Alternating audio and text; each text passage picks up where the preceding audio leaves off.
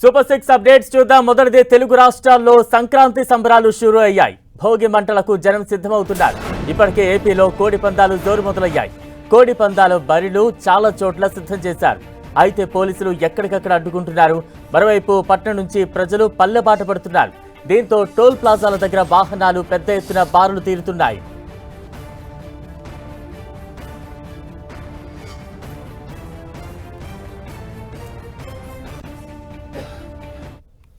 తెలుగు రాష్ట్రాల్లో సంక్రాంతి సందడి కనిపిస్తోంది. ఇక తాజా అప్డేట్స్ అందించేందుకు మా విశాఖ ప్రతినిధి విక్రమ్ సిద్ధంగా ఉన్నారు. విక్రమ్,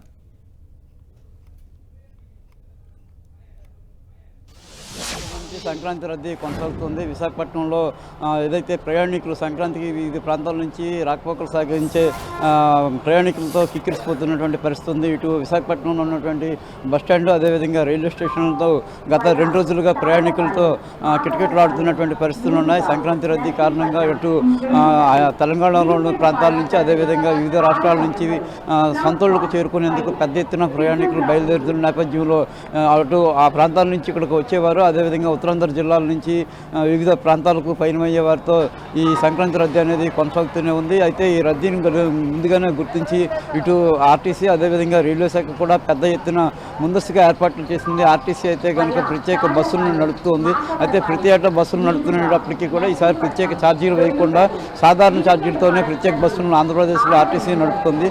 దీంతోపాటు ఉత్తరాంధ్ర జిల్లాలకు అదేవిధంగా విజయవాడ, హైదరాబాదు, రాజమండ్రి, అదేవిధంగా చెన్నై, బెంగళూరు వంటి ప్రాంతాలకు విశాఖపట్నంలో ఉన్నటువంటి ఆర్టీసీ నుంచి దాదాపు కూడా 500 బస్సులు ఈ నిన్నటి నుంచి కూడా రాకపోకలు సాగిస్తున్నటువంటి పరిస్థితి ఉంది. రద్దీ ఏ ప్రాంతాలకు ఎప్పుడు రద్దీ ఉంటే ఆ క్షణంలోనే ఆ ప్రాంతాలకు బస్సులను వేసేటువంటి పరిస్థితిని ఆర్టీసీ అధికారులు తీసుకొచ్చారు. అంతేకాకుండా వివిధ ప్రాంతాల నుంచి ఆర్టీసీ సిబ్బందిని కూడా ప్రత్యేకంగా విశాఖపట్నంలో నియమించి ట్రాఫిక్ని ఎప్పటికప్పుడు క్లియర్ చేసేలాగా ఆర్టీసీ సన్నాహాలు ముందస్తుగానే చేసుకుంది. మరోవైపు విక్రమ్, అంటే అధికారుల ప్రత్యేక ఏర్పాట్లకు సంబంధించి ప్రజల నుంచి ఎటువంటి రియాక్షన్స్ వస్తున్నాయి? ఎంతవరకు సంతృప్తిగా ఉన్నారు? ఇటు ఆర్టీసీ అదేవిధంగా రైల్వే శాఖ పెద్ద ఎత్తున ముందస్తుగా ఏర్పాట్లు చేసినప్పటికీ కూడా ప్రయాణికుల రద్దీని పూర్తి స్థాయిలో పరిష్కరించలేకపోయినటువంటి పరిస్థితి అయితే స్పష్టంగా కనిపిస్తూ ఉంది.